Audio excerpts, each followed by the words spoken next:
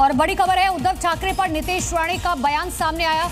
उद्धव ठाकरे गद्दार आदमी है, नीतीश राणे की तरफ से कहा गया। नीतीश राणे ने कहा, जो हिंदू का नहीं वो खुद का भी नहीं, शिरडी के बजाय मस्जिद और दरगाह जाए उद्धव, भगवान उस पापी को आशीर्वाद नहीं देंगे। खुद कहा, मुस्लिम की पार्टी चलाता हूं, इसी को लेकर निशाना साधा।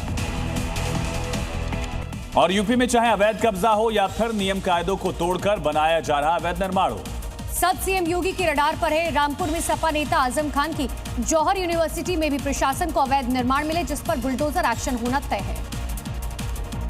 एक तरफ सीएम योगी रामपुर दौरे पर थे और दूसरी तरफ रामपुर में आजम खान की जौहर यूनिवर्सिटी के अवैध खेल को प्रशासन नाप रहा था।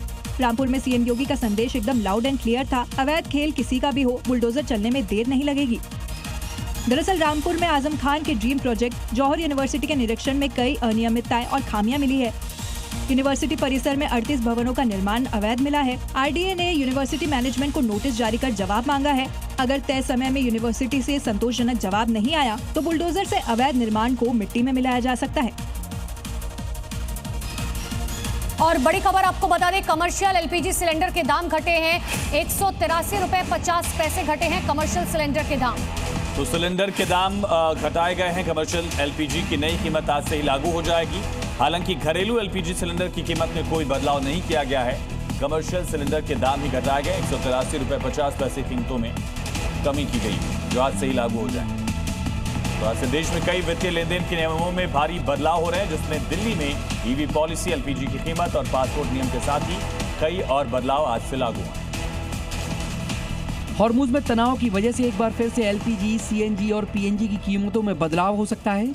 इसके साथ ही दिल्ली में नई ईवी पॉलिसी भी आज से लागू हो जाएगी, जिसके तहत 30 लाख से कम ईवी कारों को रोड टैक्स और रजिस्ट्रेशन नहीं देना होगा, जबकि 2 और 3 व्हीलरों को सब्सिडी और इंसेंटिव मिलेगा।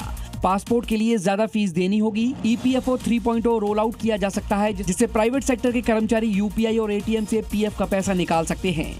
इसके साथ ही आज से 6 महीने तक आधार अपडेट मुफ्त कर दिया गया है, जबकि इससे पहले 75 रुपए की फीस देनी पड़ती थी। और चलिए अब बात करते हैं सोने चांदी में लगातार दर्ज की जा रही गिरावट की। सोने चांदी में लगातार तीसरे हफ्ते गिरावट हुई। सोने की कीमतों में तो 17 साल की ये सबसे बड़ी गिरावट दर्ज की गई। वैश्विक अनिश्चितता, डॉलर की मजबूती, निवेशकों का बदला रुख इस गिरावट की सबसे बड़ी वजह मानी जा रही है। अब तक अंतर्राष्ट्रीय बाजार में गोल्ड करीब 12% टूट चुका है, जबकि मंगलवार को स्पॉट गोल्ड की कीमत 0.8% गिरकर $3,985.75 प्रति औंस पर पहुंच गई। अगस्त डिलीवरी वाले अमेरिकी गोल्ड फ्यूचर्स भी 1 फिसल कर $3,999.20 प्रति औंस पर आ गई है। जून महीने में सोना 19,700 रुपए सस्ता हुआ। 1 जून 2026 को सोना 1,60,193 रुपए के लेवल पर ओपन हुआ था, जो 30 जून को 1,40,450 रुपए प्रति 10 ग्राम के लो लेवल पर क्लोज हुआ। और अब देखते हैं राज्यों से जुड़ी इस वक्त की 5 बड़ी खबरें। उत्तराखंड के रुद्रप्रयाग में लगातार बारिश के चलते अलकनंदा नदी का जलस्तर बढ़ गया। मंगलवार को नदी का जलस्तर समंदर तल से 622 मीटर तक पहुंच गया। संभावित खतरे को देखते हुए नदी किनारे रहने वालों को अलर्ट किया गया। पंजाब के श्री मुक्तसर साहिब में लगी आग में श्री गुरु ग्रंथ साहिब के 5 स्वरूप अग्नि की भेंट चढ़ गए। शुरुआती जांच में शॉर्ट सर्किट को आग की वजह माना गया। आग सुख आसन स्थल पर लगी। पंजाब के सीएम भगवंत मान के पटियाला दौरे से पहले किसानों ने घग्गर नदी की बाढ़ से स्थायी राहत की मांग उठाई। किसानों का कहना है कि हर साल 25 से अधिक गांव में खड़ी फसल बाढ़ की चपेट में आने से बड़ा नुकसान होता है। स्थायी समाधान की मांग भी उठाई। बिहार के खगड़िया के गोगरी में मिड डे मील का खाना खाने से 50 से ज्यादा बच्चे बीमार हो गए। सभी को अस्पताल ले जाया गया।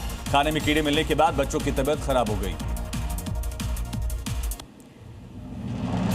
मुंबई में श्रीकांत शिंदे ने उद्धव गुट के सचिन अहिर के शिवसेना में शामिल होने पर उनका स्वागत किया। उन्होंने कहा कि अहिर को शुभकामनाएं हैं। उनके नेतृत्व में विधान परिषद में आने वाले समय में बेहतर काम होगा।